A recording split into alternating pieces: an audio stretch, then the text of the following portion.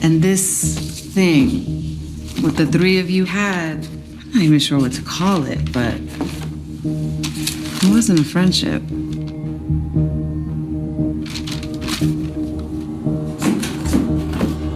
Thank you for stopping by. Hey soulmates, welcome to Soul Batina, where we chat about soul ties, pop psychology and culture. And today I want to dive into female friendship, soul ties, because friendship is a kind of a soul tie. And it's not something that is talked about a lot, but it needs to be dissected, because what do you mean her friend slept with her man after she was unalive? So Eleanor, the black one, this one would like to believe she's a girl's. By external merits, maybe she is, but that is just a fake persona, as we see when the story unfolds. By the way, spoilers alert, if you haven't watched Imperfect Woman, maybe go check it out, I don't know. She keeps Eleanor, her best friend, Nancy. She has two best friends, Nancy and Mary. But she keeps her best friend's Nancy's secret, even from the other friend, Mary, because that's what friends do, right? Even though she knew Nancy's husband, Robert, before being friends with her. In fact, she's the one who introduced Robert to Nancy and had to hide her own feelings towards Robert just so her friend, who had been through a lot, to be with him.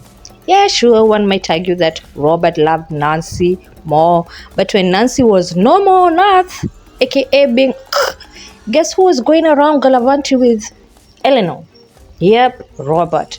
Shiesty. Now, Eleanor was trying to show up for her friend even in her demise. She was helping out with Nancy's daughter's birthday, checking on her friend Mary, and having dinner together with her family just so, they can mourn together. I don't know. She was helping in figuring out who unalived her friend, putting the pieces together with Mary. All this while her romantic life was in a limbo. She was avoiding Jordan, the sneaky link from work, because he wanted a label to their situation, but Eleanor was too busy being a girl's girl that she avoided the whole situationship altogether to go chasing after Robert Charles. Nancy, her DEAD friend, knew that Eleanor was still low-key in love with her husband. Nancy was out here trying to link Eleanor with a well-established man, as, in my opinion, as a way to apologize for taking Eleanor's lover and marrying him, Robert. And instead of Eleanor calling Nancy out for cheating, she enabled that low integrity behavior. Why?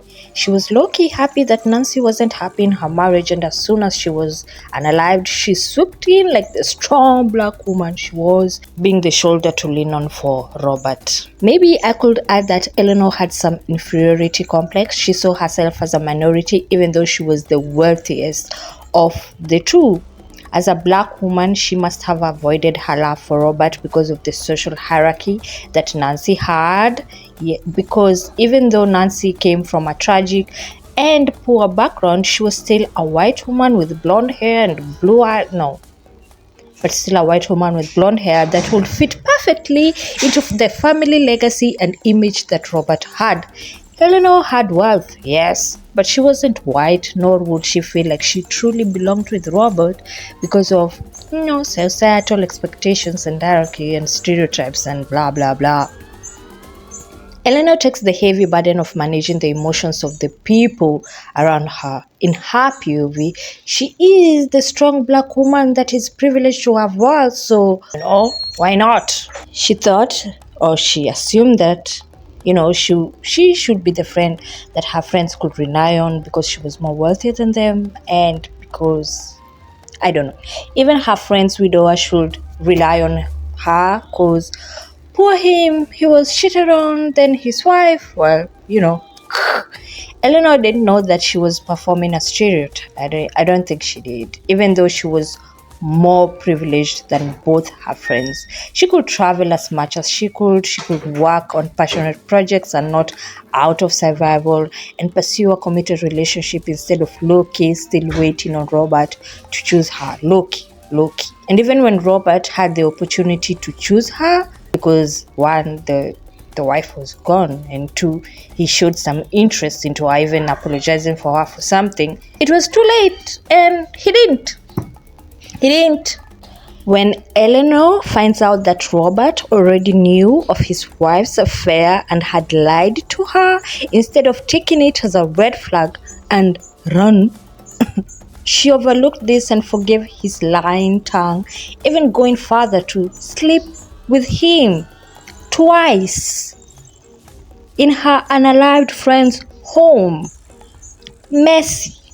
Girl, you're not a girl's. Friends like Eleanor pretend that they're cool with you even when they hold grudges towards you. They act like a girl's girl because that's the expectation that comes with the label, and also because they'd rather avoid the conflict and act as the unbothered friend. But when ish hits the fun, that's where the true nature comes out. That's where the comes out.